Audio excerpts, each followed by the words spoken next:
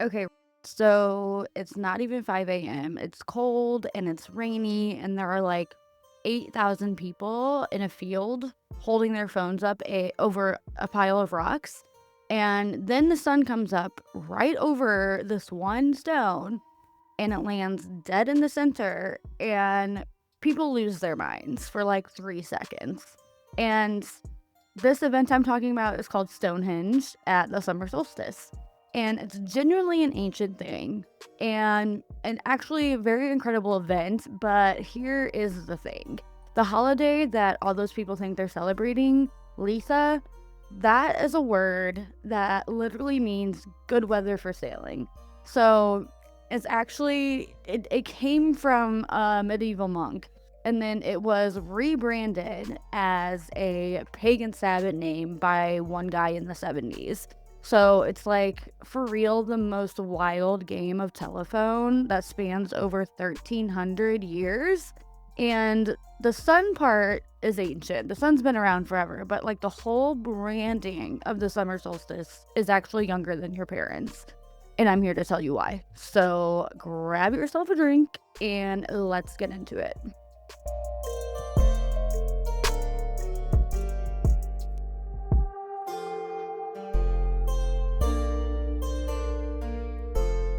Hi, I'm Heather, and this is Delusional Witch Juice, the podcast where I get into the mysteries behind the metaphysics, the real facts behind folklore, and hidden truths that you should probably definitely know about and won't believe are real.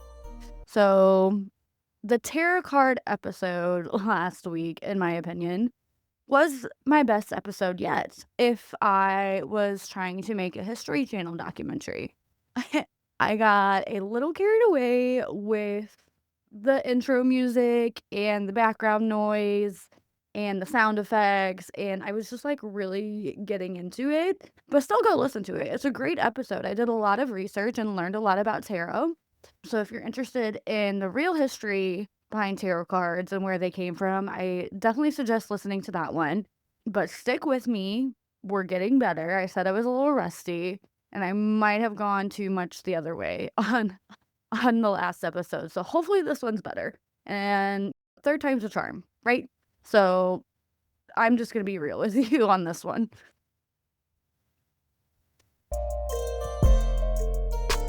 So what is Litha and why do we actually care about it? So let me start with the basics before I get into the juicy stuff for some of you who might not be familiar with the pagan Sabbath name.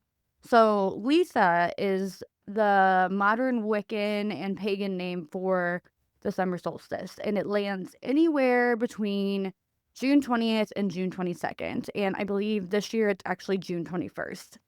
And it marks the longest day of the year. And unfortunately, after the summer solstice, the days just keep getting shorter from here, which is crazy because here in the Midwest, it seems like we haven't even hit hell's front porch yet, but it's true, unfortunately. So, Litha is considered a lesser Sabbath. It sits in between Beltane and Lammas, which is another Sabbath in the summer, but it sits in between those two on the wheel of the year. And it's basically right in the middle of the year. So we're over the hump, basically, and only like 132 days to Halloween. So that's great.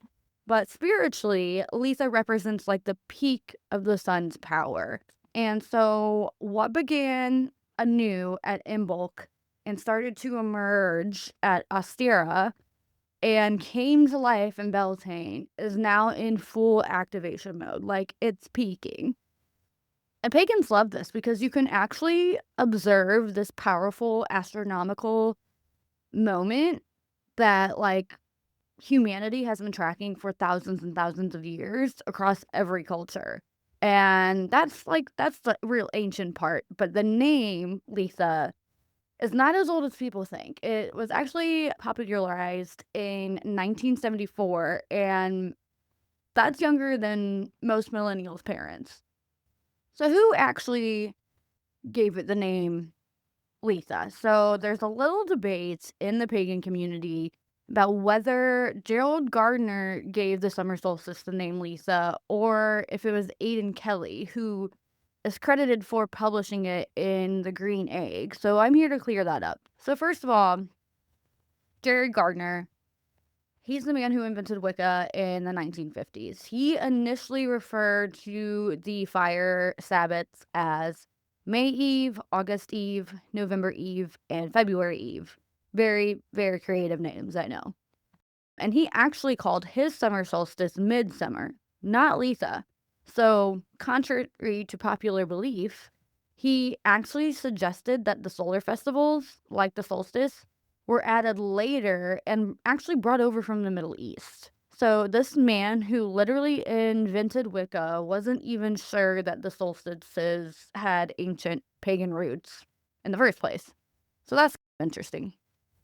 Gardner built like the structure, but he didn't name the summer solstice. The name came from Aidan Kelly in 1974.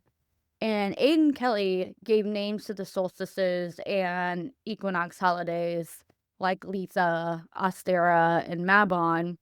And those gained traction when he published them in Tim Zell's Green Egg magazine, which at the time was like the lifeline to let other pagans connect with other pagans, and because it was like a reader attributed magazine, right? So people would write in and things like that. Like there was no internet, obviously, so there was no witch talk, no pagan section in Barnes and Noble. So think of the Green Egg magazine as like the witchy subreddit that you're probably on right now. So what actually happened then? Why did he come up with this name Litha? So Kelly was putting together a pagan craft calendar, so a calendar specifically for pagans. And it was the first of its kind, mind you. And while he was listing out all the pagan holidays, he looked at it and like literally got upset that the summer solstice and fall equinox did not have a like proper pagan sounding name. And Gerald Gardner's Midsummer and August Eve apparently weren't cutting it aesthetically, so he decided to fix that. And unlike Anthony Court de Jeblin, the guy who just made up the history of tarot cards and ran with it, Kelly actually did his research. He pulled the name Litha from the Saxon lunar solar calendar described by the Venerable Bede. And in Bede's calendar, the 6th and 7th months were actually called Forlia and Afterlia. And when a 13th month was added right in between them, that would have made it the Threelia. So, using the same logic as how, like, the Yule frames the winter solstice, Kelly reasoned that the summer solstice must have been called Litha. Fair enough, right? And fun little side note and fun fact, Tolkien actually independently came up with this same exact conclusion on his own, but that's an entirely different rabbit hole that I'm not going to go down tonight because we don't have time. But basically, Kelly published this updated Wheel of the Year with the new Sabbath names in that magazine, The Green Egg, and the pagan community ran with it. So here's the breakdown plainly because I know that probably got a little muddied, but so the structure of the 8 Sabbats already existed. 4 of them, Samhain, which is Halloween, Beltane, and Lammas, already had names and rituals. And winter solstice already had a name too, Yule, obviously. So Kelly just filled in the 3 blanks that didn't have satisfying pagan names, and he did this using the oldest text he could find as his source, which honestly makes sense to me because if you were going to name something and be intentional about it, you would go to the oldest reference. Fair, right? So, but here's what gets even like a little wild. So the calendar that Bede was referencing in his 725 AD work, The Reckoning of Time, that calendar was already outdated when he wrote it. So he was documenting a heathen Germanic calendar from memory, and one that had likely already been brought to England by the Anglo-Saxon settlers in like the 5th or 6th century, maybe earlier. We really don't know. But by the time Bede wrote it down, those names were already ancient and like out of use, out of date. So that's crazy. And even then, it wasn't they weren't even religious festival names. Bede wrote that Leah means calm or navigable because of the breezes that are gentle and the waters are usually easy to navigate. So he was like literally describing good sailing weather. The Old English term just meant it was boating season, point blank. And as for someone who is from the Midwest, it's basically the calendar telling us it's time to go to the lake for the weekends, which like kind of blows my mind. So to put a nice little bow on everything, there's no actual evidence that the Celts, Germans, or pre-Christian pagans held any kind of formal solstice rites under this name. Like Litha doesn't appear in any Celtic or Irish mythology, or like the way Beltane and Samhain do. Like, and most modern pagans don't know that the name was like essentially invented in 1974 by one guy who had a new calendar project and a copy of Bede. But here's the thing. The name being modern doesn't make the moment like any less real. This is an astronomical event that was observed and celebrated across cultures all over the world, like long before anybody named it anything. And that's exactly what we're getting into next.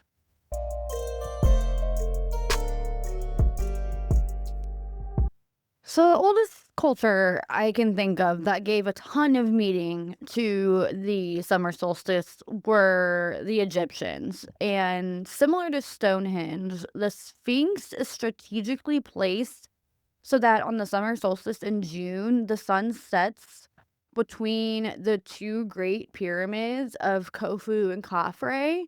And the sun between the two pyramids is like literally makes a hieroglyph in the sky called a ket, which means place of becoming effective. So that's pretty deep. But so why did they do this? So for 5,000 plus years, the Nile flooded every summer like clockwork, like so reliably that an entire civilization built their calendar, their religion, their goddess mythology, their architectural alignments, and all around predicting when it was going to flood. Okay, that's how important it was. So the Nile flooded every single year around the same time, starting in June and receding in September. So it was literally a summer flood, but this flood wasn't like a natural disaster like it is here in the States. It was a predictable, like life-giving event because it deposited rich black silt across the farmlands, helping the crops grow. And I've said this before, I don't care what culture you're from, like agriculture was everything back then. So, of course, every culture needs a way to explain what's happening. So, the Egyptians credited the rising of the Nile to the heliacal rising of Cyrus. And a heliacal rising is just when a star reappears on the horizon right before sunrise after being hidden by the sun's glare for a couple weeks. So Cyrus was considered like the Nile star or the star of Isis, and it reappeared at dawn on the summer solstice. And ancient Egyptian mythology actually linked Cyrus to the goddess Saptet. And it's told that the flooding of the Nile was due to the tears of Isis mourning the murder of her husband Osiris. Again, this is another episode for another time because I don't have time to get into like all of Egyptian mythology, but let me give you the short version. So Saptet was the personification of the star that rose on the dawn of the summer solstice. She was basically a cosmic alarm clock for the flood coming. And Isis was the grieving wife. She rises to find her dead husband Osiris, and her tears become the flood. So Cyrus, Isis, and Sabtet are all the same goddess, and that's all you need to know about that right now for this episode. Okay, now let me take you across the world to the Andes Mountains of Peru, where the Inca were also celebrating the solstice, but like for a completely different reason. Being in the southern hemisphere, June 24th was their winter solstice, like the shortest day of the year, the sun at its weakest. So while we're over here crowning flower queens and doing lake days, the Inca were looking up at the same sun and were genuinely panicking that it was leaving forever. So same sun, completely different vibes.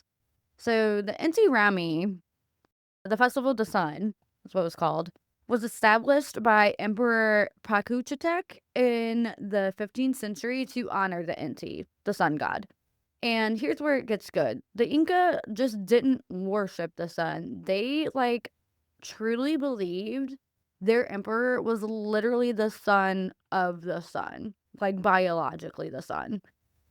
And the origin story goes that the sun god, the Inti, looked down at humanity just, like, wandering around in all this chaos, being bad, and decided to send two of his actual children, Manco Capac and Mama Akol, down from the heavens to fix things. I'm just going to pause there and let you think of another religion that sounds similar. But anyway, so they emerged from Lake Titicaca carrying a golden staff with instructions to find a city wherever the staff sank into the ground. And my logic is saying that was probably because that meant good farmland, but it doesn't explicitly say that. That's just me. But so it sank into the valley of Cusco. And Manco Capac became the first emperor. And every Sapa Inca after him inherited that divine bloodline claim. So when the emperor showed up to Inti Rami, he wasn't just a king like doing this little ceremony, right? He was literally the son of the sun, personally negotiating with his father not to abandon the world for the winter. It's pretty crazy.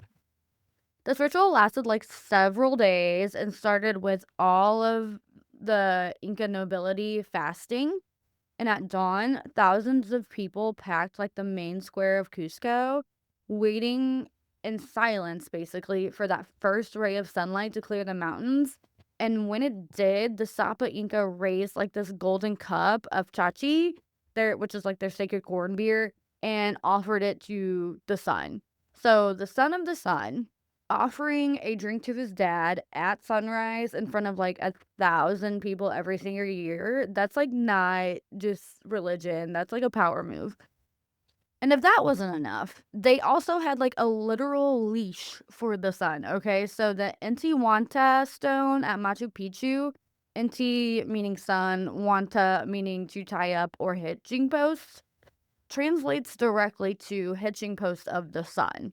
Like, just like the pyramids or Stonehenge, it was a precision astronomical instrument that was placed intentionally for the summer solstice. And on the solstice, it casts its longest shadow, and on the equinox, it almost has no shadow at all. So it's basically another cosmic calendar carved into stone by people who had no reason to be good at this kind of astronomy, but were, basically. The sad thing is that the Spanish destroyed every one of these kinds of stones they could find when they arrived.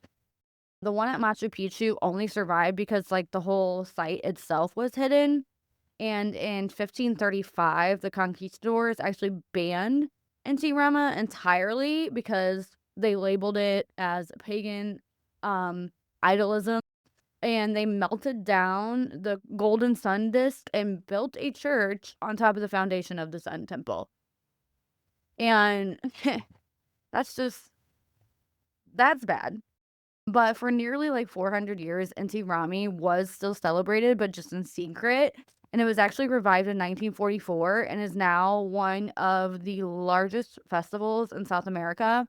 Like over 100,000 spectators go to Cusco on June 24th. If you want to go, I'll link it in the show notes. But it's truly a wild story of how they celebrated the solstice. And then there's the Slavic tradition of Cupola night, which also falls around the solstice, but I covered that in the very first episode, the Beltane episode, so go listen to that one, because I don't like repeating myself. But just know that that is also a summer solstice festival. Okay. Then, there's probably one of my favorite ways or cultures that, like, celebrate this. We cannot forget about Midsummer. So, some of you may have seen the movie. Some of that in the movie is real. The real stuff is technically weird enough that Ari Aster barely had to add anything. So hang with me here. So the Swedes treat Midsummer like we treat Christmas, okay? Cities completely empty out, everything closes down, everyone goes to the countryside. It's like a whole thing. There's flowers, there's a maypole, and there's even a mandatory skinny dip. Yes, I know, but we're gonna get into it, okay? So, the maypole. No one really knows the origin because, of course not. Why make it easy for me to research this? But it's most likely from Germanic paganism of the Iron Age and like early medieval cultures. No one, of course, no one really knows what it was made to represent. Some say it represented the axis of the world, which makes sense. Others speculate that it was the Germanic tree of worship. And most recently, people seem to think it's a phallic symbol, which like absolutely kills me. It could have also just genuinely been a pretty pole with ribbons that they danced around to celebrate summer. No crazy meanings or attachments, but the idea that the maypole was a phallic symbol was actually a 17th century rumor that the Puritans made up because they were mad that it was one of the pagan customs that actually survived Christianization. So the Puritans had to make it sexual so they can have a reason to get rid of it, right? They said dancing around the maypole led to drinking and other forms of merriment that were considered sinful. I don't know. It sounds like they were trying to say the maypole was a stripper pole, but I joke. Anyway, it was the scholar Ronald Hutton who actually came out and said, like, have you guys seen a dick before? There's absolutely no sign that people who use maypoles thought they were phallic, and they were never carved to appear so. I'm dead. Like, the Puritans really did everything they could to get this celebration banned, right? And the best reason they came up with was that it looked like a dick. I can't with the Puritans. But by the time the maypole was finally defended, it had already been banned. In 1644, the Puritans literally went to Parliament and demanded that it be prohibited due to its mixed gendered dancing, drunkenness, and Sunday merrymaking, and that it represented heathenish vanity. So the Puritans really did not like the maypole. Like, it's just a bunch of people dancing with ribbons around a pole, wearing flower crowns, and that was, like, way too much for the Puritans. And Hutton's notes on the maypole actually concur with the Swedish scholar Carl Wilhelm von Souden, who said that maypoles were simply erected, no pun intended, but they were erected as a sign of happiness and the season of warmth had returned, and the shape was literally just made and allowed for garlands of flowers to be hung from them, like, duh. Like, how else are they gonna dance around a maypole and hang flower garlands? Like, it's just a pole. The Puritans, I feel like, were honestly just jealous that they weren't invited. But I digress. If we're talking Sweden specifically, they adopted their maypole tradition from Germany in the late Middle Ages, and they called it the Midsummer Stag or the Midsummer Pole. The Swedes also turned it into a cross at one point to make it seem more like a religious thing and less like pagan-y and more acceptable to Christian society, but, like, they knew what they were doing. And to make things even crazier, there's this, like, little song about frogs called Sam Gordon, and it's, like, a fun little folk song where everyone acts like frogs with no tails and jump around the maypole. Like, everybody does this, it's not just for kids, like, even the adults, and there's no real obvious reason why frogs would appear at a midsummer celebration, but they've been doing it forever and, like, for over a century, and no one questions it, and apparently that's just the Swedish way, so I'm not gonna ask any further questions on it. Then there was the flower crowns. So the reason they wore flower crowns at the celebration is honestly a very simple one. Everything growing had special powers, and those powers were activated at midsummer. Like, duh. No further explanation needed.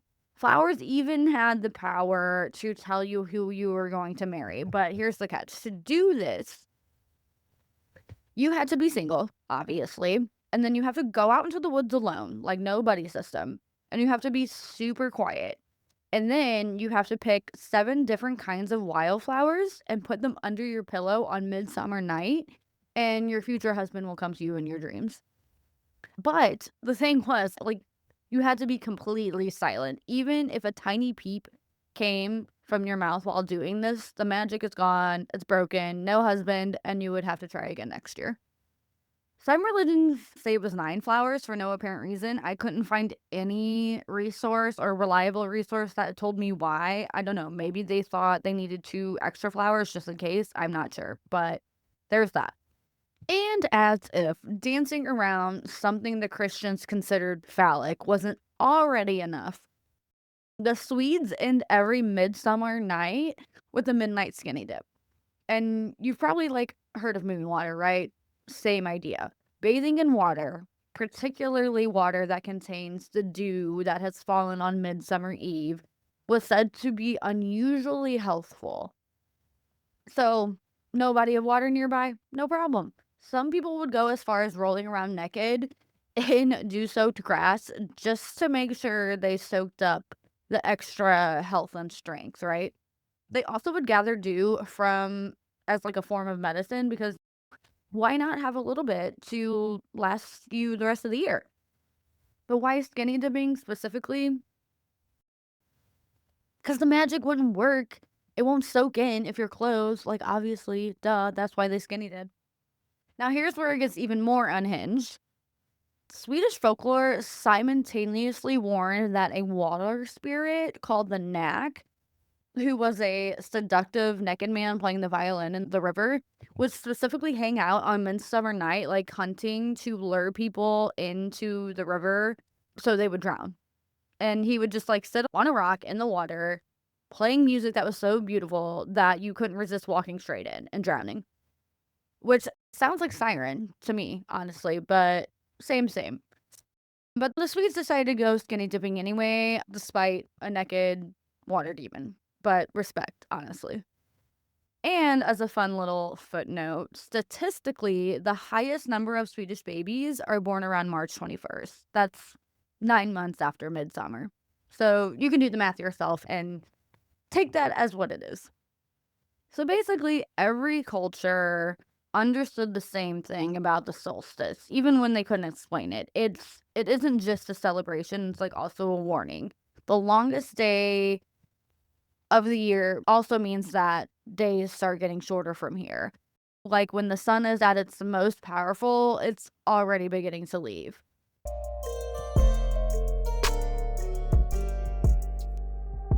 I hate to say it again, but one of the most beloved modern pagan stories about the summer solstice, it's beautiful, it's dramatic, it feels ancient, it feels Celtic, it feels like you would have found this carved into a stone somewhere in Ireland 1,000 years ago. But it was actually written in 1948 by a heartbroken British poet who was trying to process his feelings about a woman. So let me explain. The story goes like this. The year is divided between two kings. They're brothers and rivals, right? So the Oak King rules the waxing year from the winter solstice to the summer solstice. And he represents growth, light, warmth, and the sun climbing higher every day, right? So then there's his brother, the Holly King, who rules the waning year. So he rules from the summer solstice to the winter solstice. And he represents darkness, rest, introspection, and like the long slide back towards the cold, basically. At each solstice, they battle. Okay, so at midsummer, which is a couple days from now, the Oak King is at his absolute peak of power, and because of this, he wins. The days are longest, there's light everywhere, everything is in full bloom, and that's exactly when his brother, the Holly King, shows up and kills him. So, because in this myth, the peak is also the end, and the moment of greatest power is the exact moment the tides turn. So, the Holly King defeats his brother at the height of his glory, takes the throne, and begins his slow, long reign towards the winter. And then at Yule, winter solstice, the Oak King is reborn and comes back and does the same thing. He kills him. So, back and forth, they do this forever, and it's all for the love of a goddess, of course, who watches this whole thing from the sidelines and honestly seems like completely unbothered by it.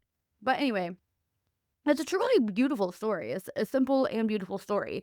But like I said, it's not as old as people think. So the sad thing is, just like Litha, there are zero and absolutely no references to the Oak King or the Holly King in any ancient Celtic or medieval manuscript. Not one.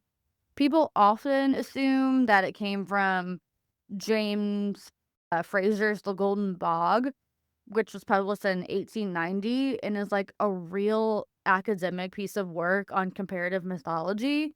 But when you actually read the Golden Bog, the terms Oak King and Holly King appear exactly 0 times. So I don't know why people think that, but the story as we know it comes entirely from a book called The White Goddess, which was published in 1948 by a man named Robert Graves. So who was Graves?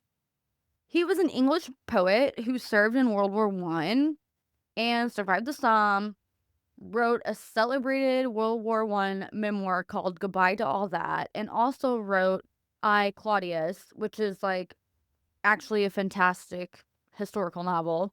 But he was a professor of poetry at Oxford, and he published over like 1,200 poems in his entire lifetime. Like, this man was brilliant when it came to literary work. But the thing is, he was not a historian, and he said so himself. Like, Graves openly admitted that he was not a medieval historian, but a poet, and that The White Goddess was based on the premise that the language of poetic myth was a magical language, meaning he was doing a poetic interpretation, not academic research. And he wrote The White Goddess after or during World War II, after a dramatic breakup with his 14-year long-term girlfriend, who was the American poet Laura Whiting, who had left him and apparently was very judgmental of him and his work, like was always belittling him. And as a man who always worked best when he was in love, suddenly was very much not in love. And he sat down and wrote a book about how an all-powerful goddess who inspires and then destroys men. Makes sense. Like, scholars have basically unanimously agreed that the White Goddess is more poetry than history. Like, one classicist put it very bluntly. He said it was either the greatest contribution to mythology ever written or complete cranky nonsense, and that you would never find a classical scholar who thought it was the former. So they're pretty mean. But look, the nicest thing that anyone academically had to say about the White Goddess was that it was great poetry, terrible history. And Ronald Hutton, back who defended the maypole, who at this point should, like, honestly be a co-host on this episode, he confirmed that there is zero pre-modern evidence that the Oak King and Holly King ever appeared in British folklore. So Graves built the whole framework full stop, which tracks because the man himself was a poet, not a historian. And he said that out loud himself. We just chose to ignore it. So we have our second man making up something from his mind, but here's the thing. He wasn't making it up from nothing. The fragments he pulled from were real, like the Welsh battle myth, the medieval folk plays, even the Jesus and John the Baptist parallel, both born on the solstice, one waxing, one waning. That's actually like a wild observation when you think about it. Graves just connected the dots in his own way and gave everything names and a storyline, and Janet and Stuart Farrier carried that into Wicca in the late 1970s. So the rest is history, like literally ancient history.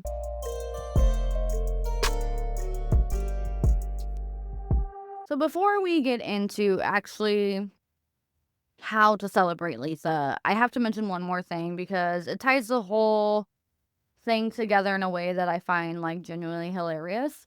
So the Catholic Church looked at the summer solstice, this ancient astronomical event that the Egyptians built pyramids around, that the Inca performed multi-day ceremonies for, that the Swedes went skinny dipping for, and they looked at it and said, "Cool, you can keep doing all this, but now it's for John the Baptist."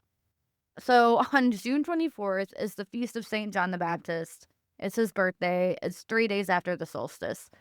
And this might sound familiar, and before you think that's a coincidence, Christmas is December 25th, which is 3 days after the winter solstice. And Easter was absorbed by the spring equinox. Like, the church has been doing this for centuries. And so it's kind of like if you can't beat the party, throw your own party on the same weekend and tell everyone it was yours first. That's what the church is doing. The wild thing is that John the Baptist placement actually makes theological sense if you look at it. John the Baptist said, "I must decrease so that he may increase." And John is born at midsummer when the days start to get shorter. And Jesus is born at midwinter when the days start to get longer. So that's very interesting to me. So whether that was intentional calendar math or a very convenient coincidence, nobody fully agrees on. Yeah, it's just something interesting to think about. Was that the Oak King and the Holly King? Who knows? But the bottom line is that Litha, Midsummer, the Feast of St. John, Cupola Night, NC Rami, they're all pointing around the same moment, the same sun, the same term, which, however you choose to celebrate it, you're obviously in good company. Okay, so now for everyone that came specifically for the astrology and sat through me talking about a medieval monk and a heartbroken British poet and like a murderous Swedish river demon, your time has finally came. Welcome. Here's the astrology part, and I'm so glad you're here. So let's talk about what's actually happening in the sky right now because honestly, the cosmos did not miss this year. So, first, the basics. Every year at the summer solstice, the sun moves into Cancer. And before any Cancers in the audience get super excited, this is actually a weird placement when you think about it, because the sun is associated with active outward yang energy, and Cancer is ruled by the moon, which governs emotions, instinct, and your 2 a.m. notes in your iPhone. So, what we have on the longest, brightest, most solar day of the entire year, and the sun walking into the most inward emotional lunar sign of the zodiac. So, it's peak power and then immediately turns inward, which seems to be the theme of this whole episode. So, that is like also so Cancer coded, honestly. And the word solstice itself actually comes from the Latin siester. I don't know. I don't know Latin. But it basically means the sun is standing still. So for about 3 days, the sun appears to just stop moving in the sky before it starts to retreat. So it's the most powerful moment of the solar year, but it's also a pause, a full stop, which is exactly what Cancer season is asking for. Slow down, go home, be in your feels, and eat something comforting. So, what is actually happening this year? So, now here's where 2026 specifically gets interesting because the sky has been building towards the solstice all month, and some of the biggest hits are still coming. So, June has been absolutely drenched in Cancer energy before the solstice even hits, right? So, Mercury moved into Cancer on June 1st, softening communication and cranking up the emotional sensitivity, basically making it impossible not to reach out to people and tell them exactly how you feel, whether you mean it or not. Then on June 9th, which is today, Venus and Jupiter form a conjunction in Cancer, meaning they were sitting right next to each other in the sky. Their energies are fully merged. So think of it as like two people showing up to the same party and deciding to like team up for a game of beer pong. And those two people are Venus, which is the planet of love and beauty, and Jupiter, which is the planet of luck and expansion. So that's like a really good beer pong team. But it's one of the like luckiest and most alignments of the year, like love, beauty, expansion, pleasure, all in the most nurturing and mothering zodiac. So by the time the solstice arrives on June 21st, the sun is walking into that same party that Venus and Jupiter and Mercury already started and have been there for a while. And then right after the solstice is when things start to get spicy. So on June 29th, that day is doing the most, right? Like Mercury goes into retrograde in Cancer. So meaning Mercury appears to move backwards in the sky from our perspective here on Earth. It's not like actually moving backwards, it's just like an optical illusion based on the speed difference between Mercury's orbit and ours. Sorry, just nerded out on you for a second, but think of it like you're on a faster train passing a slower one. Like, for a moment, the other train looks like it's going reverse. That's what a retrograde is, for any of you who didn't know. So you've probably heard of, like, when Mercury goes into retrograde, the areas that it governs, like communication, technology, travel, contacts, those all tend to get sluggish, delayed, or honestly just plain weird. And since this one is happening in Cancer, all of that backward energy is pointing directly at your emotional world. So for Virgos and Scorpios, we're going to absolutely hate this. But old conversations resurface, old feelings come back, people you haven't thought about in months suddenly reach out. It's a lot. Then Jupiter moves into Leo the very next day, shifting the whole energy toward creativity, self expression, and joy. So that's your green light. So, Litha 2026 specifically sits at this hinge point, right? The solstice is asking you to pause and go inward and figure out what you've been carrying and what needs to stay or go. And then literally the next week, the sky says, okay, you've done the inner work. Now go be magnificent. And that's a pretty good deal, honestly. So here's one thing worth sitting with. So Cancer is the sign of home, roots, ancestors, all that emotional energy, right? So the sun peaks and immediately asks you to go inward and like tend to what matters and to figure out what you want to carry into the second half of the year and what you have finally decided you're ready to put down. Then the solstice gives you permission to pause before the sprint. So use that pause to figure everything out before we go into Leo. And now finally, we have reached the point for all of you who actually want to know what to do on Litha and had to sit through not only the history but also the astronomy lesson. But I respect your patience and thank you so much for making it this far. This one is for you. And here is your low effort to high effort, basically menu per se of how to celebrate Litha. So starting with low effort, like minimum effort possible, just like Beltane, just go light something on fire responsibly. Like a candle counts, and practice some gratitude when you do it. That's the simplest thing you can do. You can also float flowers in water with intention. Just get a glass bowl, snip some wildflowers, put them in the water. Done. You're celebrating Litha. Also, you could go outside during sunrise and sunset on June 21st with a purpose. Like, don't just go out there to take a photo for your story. Like, actually stand there and feel the sunrise and sunset.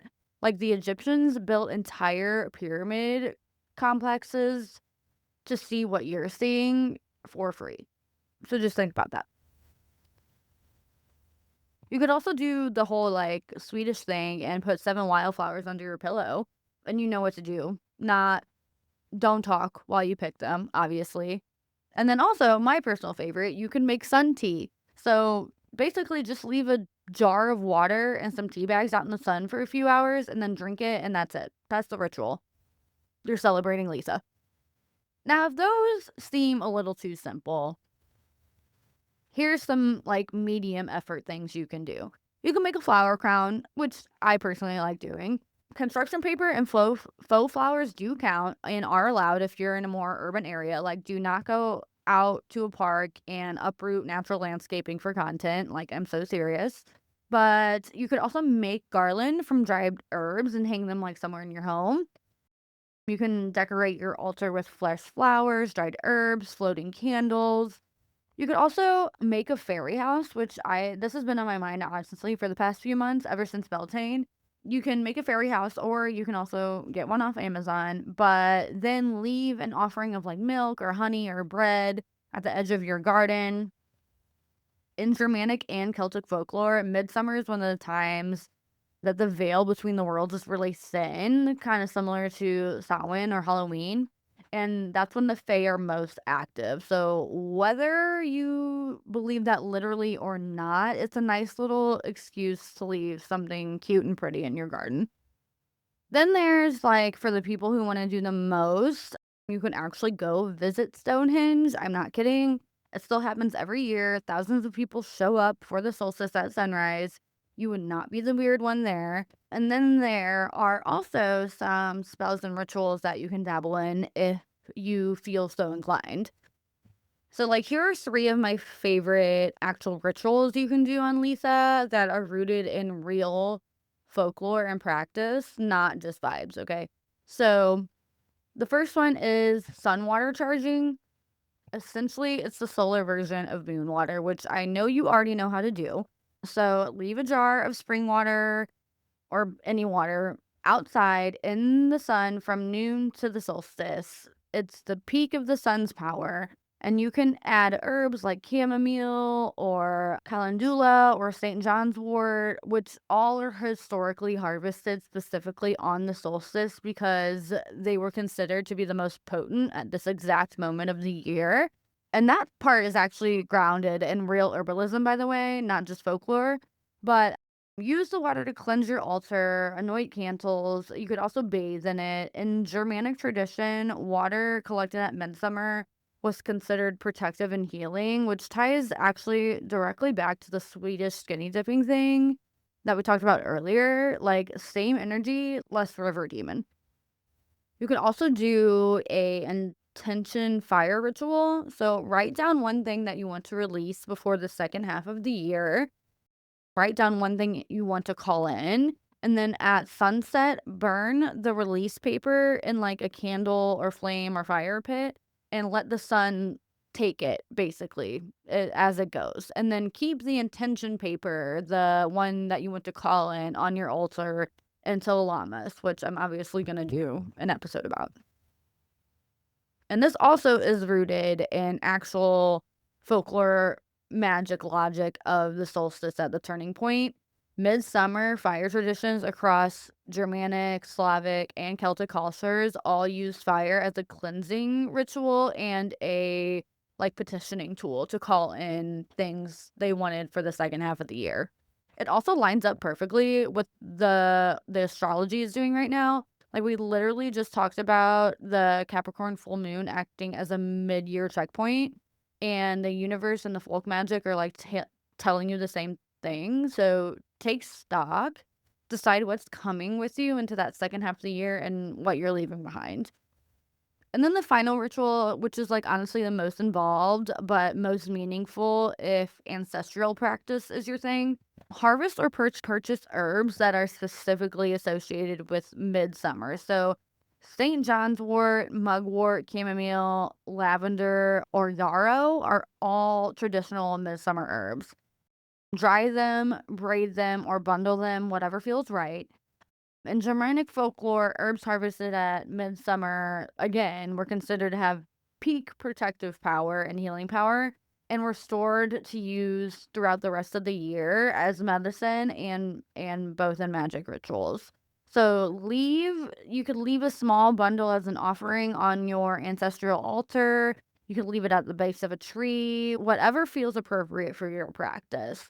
And pair it with a moment of acknowledgement for people in your lineage who framed how you celebrate things. Like, so it was people who watched the stars, farmed, who built their entire lives around knowing when the seasons turned. Like, you don't need a formal ritual for this. It's just a moment of recognition for our ancestors. And if you have a particular interest in Frigg, midsummer is a natural time to acknowledge her as the goddess of domestic arts, the hearth, the harvest cycle, and the abundance of this season. That all falls squarely in her domain. So, like a simple offering, a candle, a few words, like Frigg's been here for longer than the name Litha has. So honestly, the takeaway from all this is that, like, you don't need a, like, 5,000-year-old Grimoire to celebrate Litha correctly. As long as the intent is there, you're doing it right, okay? The oldest confirmed solar observatory built specifically to track the summer solstice is Nabata Playa in Egypt, and it was constructed around 5000 BC, making it about 1,000 years older than Stonehenge. So humans have been stopping to notice the summer solstice for at least 7,000 years, probably longer. So you're not doing anything wrong by lighting a candle and going outside. You're just doing exactly what humans have always done. So the sun has been there forever. It like really doesn't care what you call the holiday.